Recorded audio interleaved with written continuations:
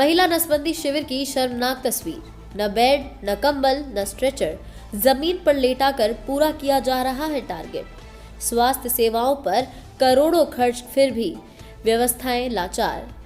मध्य प्रदेश सरकार भले ही स्वास्थ्य सुविधाओं पर करोड़ों खर्च करने का दावा कर रही है, लेकिन आजादी के 75 साल बाद भी कई इलाकों में इसकी जमीनी हकीकत लाचार की मार झेल रही है। हैरानी की बात तो यह है कि सरकार करोड़ों की लागत से अस्पताल तो बना रही है, लेकिन मरीजों को बेहतर स्वास्थ्य सुविधाएं व डॉक्टर अभी तक उपलब्ध नहीं हो रहे हैं। इलाज कराने आने वाले अक्सर मरीज परेशानियों का सामना करते ही दिखाई दे रहे हैं। कुछ दिन पूर्व ताज़ा मामला स्थानीय तहसील मुख्यालय पवई के सामुदायिक स्वास्थ्य केंद्र का है, जहां पर यहां मुख्यालय क्षेत्र से आई महिला नसबंदी कराने महिलाओं को बड़ी परेशानी का सामना करना पड़ा। महिलाओं को नसबंदी ऑपरेशन के बाद उन्हें भारी ठंड मौसम के बीच जमीन पर लिटाया गया। अस्पताल प्रबंधन इन महिलाओं को बेड, कंबल, गद्दे, स्ट्रेचर उपलब्ध नहीं करा सके। महिला नसबंदी शिविर की शर्मनाक तस्वीर इससे बड़ी क्या साबित हो सकती है। यहाँ पर लाचार स्वास्थ्य सेवाएं, भारी ठंड के बीच महिलाओं को नसबंदी के बाद जमीन पर लिटाया गया। इतना ही नहीं, ऑपरेशन के बाद उन्हें हाथों हाथ उठाकर बाहर लाया गया। और जब महिलाएं यहां नसबंदी करवाने आई तो उन्हें खुद के खर्च में आना पड़ा। उन्हें एम्बुलेंस तक मुहैया नहीं कराई गई। महिलाओं की ऑपरेशन के 2 घंटे बाद छुट्टी कर दी गई, जो रात अधिक होने के कारण उन्हें जाने में भारी परेशानियों का सामना करना पड़ा। उनकी मजबूरी का फायदा उठाकर एम्बुलेंस वालों ने मनमानी पैसा लेने कर उन्हें घर छोड़ा। इससे साफ जाहिर होता है कि सरकार की स्वास्थ्य सेवाएं लाचार साबित हो रही है। जो अस्पताल प्रबंधन महिलाओं को बेड तक उपलब्ध नहीं करा पाए, जहां पर महिलाओं की नसबंदी करने के बाद डॉक्टर्स उनको दर्द भरे कष्ट में जमीन पर लेटने को छोड़ दिया जाए। इस तरह जमीन पर लेटाने से महिलाओं को इन्फेक्शन व खतरे होने की संभावना बनी रहती है। वहीं दूसरी तरफ देखा गया कि जो बेड थे उन पर एक पलंग पर 2 महिलाएं लेटी हुई है, जो कबाड़ के रूप में दिखे। इससे साफ तौर पर अंदाजा लगाया जा सकता है कि स्थानीय तहसील मुख्यालय का सामुदायिक स्वास्थ्य केंद्र चिकित्सालय पवई में अव्यवस्थाओं का अंबार बना हुआ है। सामुदायिक स्वास्थ्य केंद्र पवई का परिवार नियोजन शिविर सुर्खियों में अभी भी बना हुआ है। अस्पताल प्रबंधन, एनजीओ प्रबंधन के सामने लाचार क्यों आए? इससे विभागीय लापरवाही को साफ दर्शाता है कि कहीं ना कहीं अस्पताल प्रबंधन पर प्रश्न खड़े हो रहे हैं कि महिलाओं के प्रति ऐसा कैसे कर सकते हैं। आप अस्पताल प्रबंधन है, इससे लापरवाही उजागर हो रही है। महिलाओं के प्रति इतना लाचार क्यों देखे? ऑपरेशन के बाद उनकी किसी अधिकारी कर्मचारियों ने खबर नहीं ली। देर रात तक जाने के लिए वाहन तलाशती रही। भारी ठंड के बीच एवं ऑपरेशन के बाद लगे टाँके अपने अपने घर जाने के लिए वाहनों की राह देखते इंतजार करते रहे परिवार। नियोजन शिविर में करीब 30 महिलाओं के ऑपरेशन हुए हैं। जनपद पंचायत पवई की तरफ से सभी देश व प्रदेशवासियों को गणतंत्र दिवस की हार्दिक शुभकामनाएं। श्रीमती मोहिनी आनंद मिश्रा अध्यक्ष, सुखदेव सिंह उपाध्यक्ष, प्रदीप कुमार सिंह मुख्य कार्यपालन अधिकारी। सुनाई नहीं है। अच्छा, कहाँ? आपको कोई गाड़ी भी तो होना चाहिए यहाँ की व्यवस्था घर जाने के लिए। कोई ऑटो से जा रहा है, कोई किसी चीज जा रहा है, कोई दिक्कत हो गई, कोई परेशानी तो भोगना तो हमको पड़ेगा ना। आप तो फ्री हो गए ना, बस यही दिक्कत है। कब से बैठे इंतजार में? कहाँ से आई हैं? हम खारा जमने से। नाम क्या? नाम है अनहोती। किसको लेके आई थी आप? बहन को लेके आए। अच्छा, तो क्या व्यवस्था नहीं बन पा रही आने जाने की? कोई आ तो गए हम अपने जैसे। कैसे से आई थी? हम आए थे मतलब ऑटो में। अपने वाहन? अपने वाहन से आए थे। अब अभी अपनी वाहन से जा रहे हैं ऑटो करने। हाँ। क्या करें, कोई दिक्कत है।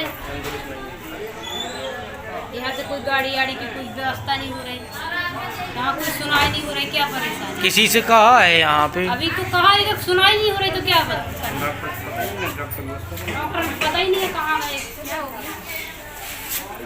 गया। और माननीय प्रहलाद जी विधायक जी के द्वारा एक एम्बुलेंस दी गई थी, जिसमें लगभग 3 महीने से वो खराब पड़ी हुई है। ना तो ड्राइवर का पता चल रहा है, क्योंकि आज लगभग 30 आदमी के ऑपरेशन हुए हैं। कोई ऑटो से जा रहा, कोई मोटरसाइकिल से लेके जा रहा, तो कहीं ना कहीं किसी महिला को दिक्कत हो जाए जो ऑपरेशन हो रहा है। तो इसमें सोचने की बात है, वो डॉक्टरों को ध्यान देना चाहिए, जो भी अपने अस्पताल में मेन डॉक्टर हैं, तो इनको ध्यान देना चाहिए कि जनता परेशान ना हो। माननीय विधायक जी ने जो सुविधा दी है तो उसका लाभ तो जनता को मिलना चाहिए ना। तो मैं इसीलिए निवेदन करता हूँ डॉक्टरों से जो है अपने अस्पताल में कि उसको व्यवस्था बनाएं एम्बुलेंस की, और जो जनता आती है तो वो परेशान ना हो, समय से घर पहुँचे, कोई दिक्कत ना हो ऑपरेशन में। इस संबंध में जो एलटीटी की टीम है, मध्य प्रदेश शासन ने जो है तो प्राइवेट तौर से चिन्हांकित किया है, वो FRHS की टीम होती है जो कि जिला चिकित्सालय से ऑपरेशन के लिए आते हैं। वो इस पूरी कार्यक्रम का जो मैनेजमेंट है उनके ऊपर है, पूरी टीम करती है, उनके डॉक्टर रहते हैं और फार्म भरे जाते हैं, जांच भी उन्हीं के माध्यम से कराई जाती है। माने टोटल इस प्रोग्राम को जो मैनेज करते हैं ये FRHS टीम जो भोपाल से आती है या जो है तो जिला स्तर पर चिन्हांकित है उसके माध्यम से होता है। अच्छा, इसमें जो पेशेंट आते हैं वो लगातार हम लोग जो है तो उनको लिटाने विटाने की व्यवस्था करवा देते हैं पूरी तरह से, और जैसे 1 घंटे 2 घंटे बाद पेशेंट की हालत अच्छी हुई, संबंधित चिकित्सक ने देख लिया ठीक है तो उनको जो है जाने की जो है परमिशन मिल जाती है। सर, इस बीच ऑपरेशन दौरान कोई मतलब उन्हें परेशानियां हो रही हैं तो उसमें क्या कैसा है? जैसे यदि चिकित्सालय में किसी भी तरह की ऐसी परेशानी जो लीगल नहीं है तो उसको जो है तो हम लोग देखेंगे, उंगली उठा करके उनसे जो बात करते हैं टीम से कि इसमें जो है किसी भी तरह की अव्यवस्था ना होने पाए, आने वाले हितग्राहियों को लाभ मिले और संतुष्ट होकर के जाएं इस सेवा से। जी, ये गाइडलाइंस क्या है सर ये एनजीओ की?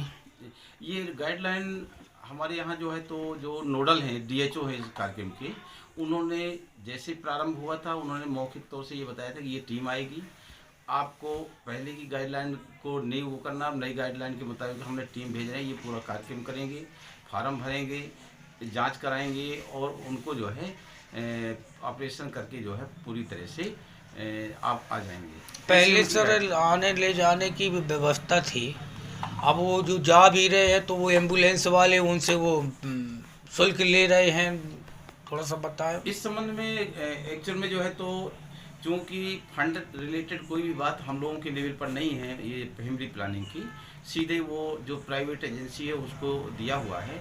अब उनकी गाइडलाइन में है या नहीं है ये तो वरिष्ठ कार्यालय वाले बताएंगे, लेकिन ये है कि जो पेशेंट आते हैं उन जब तक हॉस्पिटल में रहते तो हम लोगों की मॉनिटरिंग में रहते हैं, किसी को कोई परेशानी होती है तो मैं हूँ, हमारे डॉक्टर शर्मा जी हैं, हम दोनों लोग मिलकर के उनको जो है मॉनिटर करते रहते हैं। आज सर कितने पेशेंट थे, कितने का ऑपरेशन हुआ है? आज जो है टोटल 30 पेशेंट हैं। सर, जो पेशेंटों के साथ अटेंडर आते हैं उनके लिए चाय नाश्ता या खाना की व्यवस्था होती है या नहीं सर? जो अटेंडर आते हैं उनको पहले भी व्यवस्था खाने पीने की नहीं होती रही और आज भी जो है तो नहीं होती।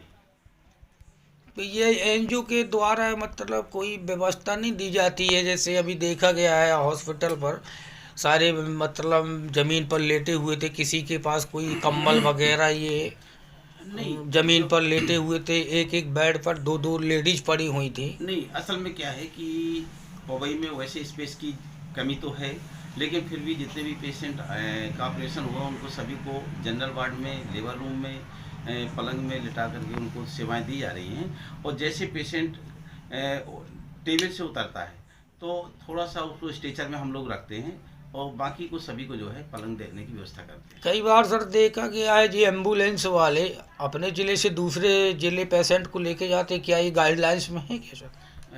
108 एम्बुलेंस की जो गाइडलाइन है वो टोटल स्टेट लेवल से संचालित होती है।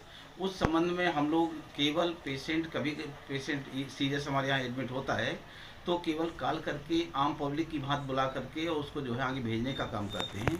उनकी गाइडलाइन क्या है वो किस उसके हिसाब से चलते हैं, ये इसके लिए आपको जो है 108 में संपर्क करना होगा। आप एक प्रबंधक हैं हॉस्पिटल के, आपका कोई हस्तक्षेप इंटरफेयर नहीं होता क्या इन व्यवस्थाओं से लेके? ये नहीं, जैसे 108 के संचालन के संबंध में या जो प्राइवेट एजेंसी इन्होंने तय किया है इस संबंध में चूँकि टोटल अधिकार क्षेत्र उनका है, मैं मैनेजमेंट के तौर पर देखता हूँ, यदि कोई ऐसी हमें कमी महसूस होती है तो हम अपने वरिष्ठ कार्यालय को अवगत कराते हैं। इस बीच मान लीजिए पेशेंट को कोई परेशानी हो रही है तो फिर जिम्मेदार कौन? नहीं, उसके लिए जो देखिए स्वास्थ्य के मामले में तो हम लोग 24 घंटे जिम्मेदार रहते हैं और यदि अस्पताल से कोई भी कॉल आता है या किसी मरीज को परेशानी होती है तो उसको निश्चित तौर से हमारी टीम जा कर के प्राथमिक उपचार देती है और उसको सलाह देती है। यदि कोई विशेष कॉम्प्लिकेशन हुआ तो अपन उसको जो है वरिष्ठ हॉस्पिटल तक भेजने का काम करके उनको सुरक्षित करते हैं। अभी सर वो ऑपरेशन करके चले गए एनजीओ वाले और सारे पेशेंट पड़े हुए हैं, उनको थोड़े आने जाने में परेशानियाँ। उसके लिए अगर कोई ऐसी दिक्कत आती है तो हम 2 डॉक्टर हैं और जैसे आज डॉक्टर साहब देख रहे हैं, अगले टर्म मैं देखूंगा, इस तरह का हम लोगों का अल्टरनेट वो रहता है मैनेजमेंट कि हम अस्पताल में जब तक मरीज है भले हमारे उसमें नहीं, लेकिन हम जो है स्वास्थ्य के मामले में सजग रहते हैं और दोनों लोगों को जितने बजे कॉल आता है अटेंड करने का प्रयास करते हैं।